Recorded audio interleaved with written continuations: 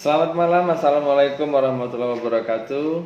Bib Developers dimanapun berada, kita kembali di acara Cafe Kode. Kali ini kita akan membahas tema yang lagi heboh, yang lagi hotnya, yaitu tersebarnya video dewasa yang mirip dengan artis yang berinisial G. Tidak lama kemudian juga beredar video dewasa juga yang mirip dengan artis JI. Nah, bagaimana duduk persoalan ini dalam konteks hukum Indonesia? Kita akan bahas dalam Cafe Kode kali ini bersama Bang Farhad Abbas.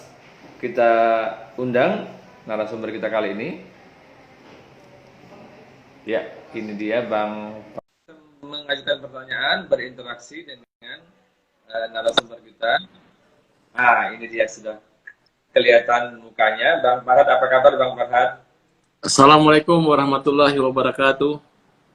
Waalaikumsalam warahmatullahi wabarakatuh. Seger banget nih. Habis apa nih Bang Farhad? Habis apa ya? Habis ya, untuk biar segar ya harus mandi lah. Oke, mantap. Apa kabar? Lagi sibuk apa nih? Bang Farhad lagi sibuk apa sekarang? Kegiatan masih beracara pengadilan, kemudian konsultasi hukum, kemudian di politik juga di Pandai ya, di Pandai. Kemudian ya nunggu-nunggu konsultasi seperti Bang Edi nih. Oke, baiklah. Jadi kita akan membahas tema atau apa bahan yang lagi heboh, yang lagi hot banget ini sekarang ini, tersebarnya konten video dewasa yang mirip dengan artis berinisial G. Nah, ini kan bukan kali pertama aja yang terjadi di Republik ini ya, Bang Farhad. Terhadap artis yang berinisial G ini pun bukan kali ini terjadi. Nah, kita akan bahas bagaimana sih persoalan ini kalau kita kupas dalam perspektif hukum yang ada di Indonesia. Ya. Bagaimana Bang Farhad sebelum kita mengulitinya dari sisi hukum? Saya dihubungi beberapa wartawan untuk mengomentari dua kasus video blue film ya, video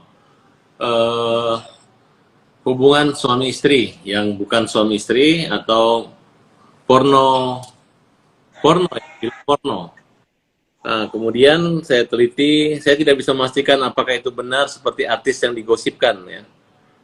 Oleh karena itu, waktu itu saya sebagai Ketua LSM Hajar Indonesia, Hukum Jamin Rakyat, pernah melaporkan perkara ini beberapa tahun yang lalu. Dan yang menyebarkan dihukum, kemudian artis yang laki juga dihukum. Nah, kalau saya lihat video yang beredar saat ini, sepertinya itu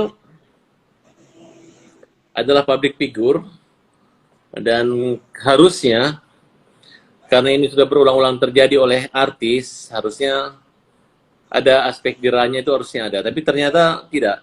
Mungkin juga ini merupakan sarana promosi mereka, tapi yang negatif, yang minus, bukan ketimuran. Nah, oleh karena itu, harusnya pihak kepolisian segera menyelidik. Nah, kemudian kalau memang itu ada indikasi public figure tersebut untuk diproses hukum. Nah, atau siapa saja, tidak harus LSM saya, Hajar Indonesia, tapi warga negara perorangan, LSM, siapa saja yang punya tanggung jawab untuk perbaikan negeri ini, untuk moral negeri ini, mereka bisa membuat laporan. Dan polisi tidak bisa menolaknya. Gitu. Cuman asas praduga tetap harus dijunjung tinggi. Kita nggak boleh langsung menyebut si A atau si B. Nah, dan saran buat artis yang ada indikasi merupakan pemain film tersebut, kalau mereka dengan sengaja mengedarkan video itu, berarti mereka tidak akan melakukan satu aksi atau perlindungan hukum. Nah, kalau mereka udah merasa itu diri mereka, dan merasa ada yang mengedarkan atau menyebarkan, ya, terlepas daripada pembuatnya adalah mereka sendiri, tapi minimal ada satu itikat baik bahwa mereka adalah korban.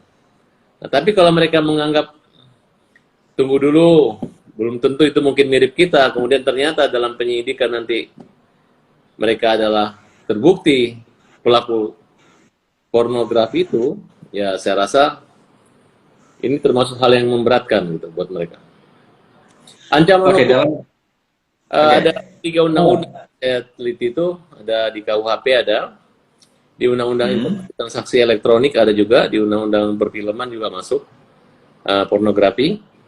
Jadi bisa sampai 12 tahun penjara gitu. Mereka tidak bisa lagi berdalih untuk kepentingan pribadi.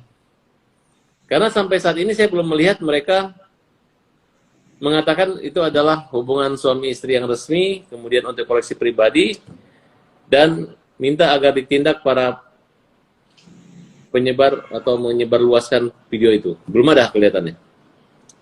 Iya, oke Bang Farhan. Sampai hari ini sudah ada 2 orang yang melaporkan perkara ini kepada Polda Metro Jaya. Jadi hari Sabtu salah seorang pengacara yang berinisial FD yang melaporkan, kemudian sehari kemudian ada juga pengacara juga yang berinisial PRN yang melaporkannya. Nah, tadi rilis dari Polda Metro Jaya sudah dikatakan kalau mereka akan menindaklanjuti laporan dari 2 orang pelapor ini. Kemudian apa namanya orang yang diduga mirip dengan pemeran di video itu juga akan dipanggil. Nah, bagaimana Bang Pak melihatnya? Kalau untuk kasus pornografi, pengalaman dari kasus eh, artis yang pernah kita laporkan itu, polisi cepat banget itu.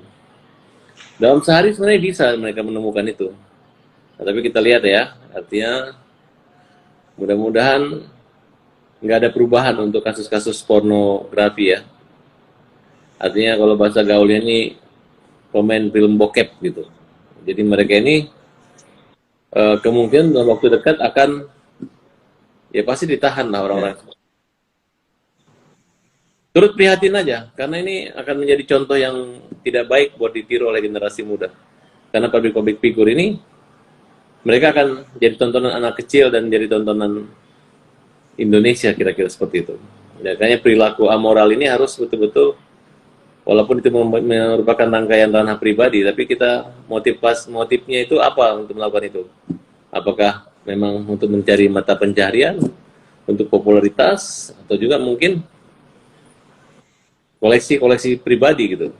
Tapi yang namanya merekam itu kan sudah ada niat mereka untuk melakukan hal yang dilarang gitu. Makanya jangan merekam sembarangan, yang namanya benda-benda elektronik ini kan kemungkinan untuk dibajak itu bisa saja, dan kemungkinan beredar jangkauannya luar biasa, tidak hanya Indonesia tapi dunia kira-kira.